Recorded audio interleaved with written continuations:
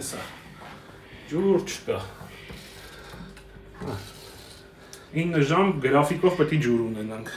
Երևանից ընդամենը 12 կիլոմետր հեռավորության վրա գտնվող Եղվարդ քաղաքում մարդիկ հաշված ժամեր են ջուր ունենում։ Օրական մինչև 3, առավելագույնը 4 ժամ։ Մի մասը առավոտյան, մյուսը երեկոյան։ Բայց երբ ջուր է լինում, ոչ բոլորն են տան ծորակներից կարողանում օգտվել։ Բնակելի շենքի 5-րդ հարկում է Դերենիկ Բաբայանն ապրում։ Ասում է, ջուրն իրենց տուն գրեթե չի հասնում։ Կրում ենք, յուրամիշտում երկևի հարևաններից ումը որ գալիս է իրանց տնից են բերում, կամ էլ էթում ենք հուշարձանի մոտ բանկա, ընդեից բերում ենք։ Թույլ հոսքի պատճառով ոչ ջեռուցման կաթսան են օգտագործում, ոչ էլ լվացքի մեքենան։ Ստիպված այլ տարբերակներով են ջուրը տաքացնում, որ լողանան կամ լվացք անեն։ Վաքսին դրած չի ելնում լողանալ, կիպիցելնիկով կամ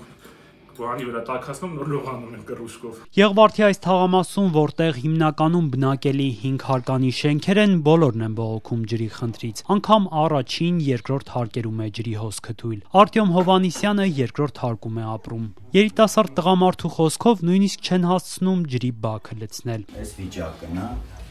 եթե առավոտյան հաց ենք ուտում, մեր ջրի վիճակը։ Այսպես պետք է սպասենք մինչև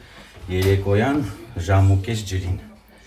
Շշերով ջուր են հավաքում մարդիկ, այս վիճակն է, արդեն 3 տարի է։ Կարող է ասենք շաբաթվա մեջ մի օր նորմալ ջուր լինի, ու վсё։ Բնակիչները ստիպված բակերից այդ աղբյուրներից են օգտվում խմելու, լվացքի, լողանալու ջուր հավաքելու համար։ Պուլակը, այս կարելի է ասած 3-րդ հարկից բարձր, այդ հարկերի փրկությունն է, քանի որ իրանց ջուր չի հասնում, իրանք այստեղից են ջուրը տանում։ Նադիա Հակոբյանի ընտանիքը քաղաքի սեփական տների հատվածում է բնակվում։ Այստեղ էլ են ջուրը հաշված ժամերով ստանում։ Եղվարդցի կինն ասում է, ջրի բացակայությունն անտանելի է դառնում, հատկապես տապերն ընկնելուն պես։ Խնդրեմ,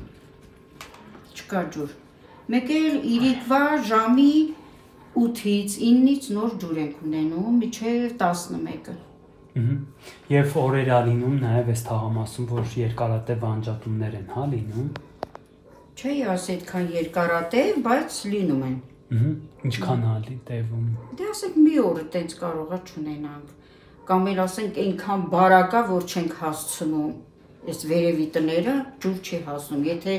նասոս չդնեն։ Ավելի քան 10,000 բնակիչ ունեցող քաղաքի որոշ թաղամասերում ջրանջատումն անգամ շաբաթներ է տևում։ Երևի արդեն 1 ամիս,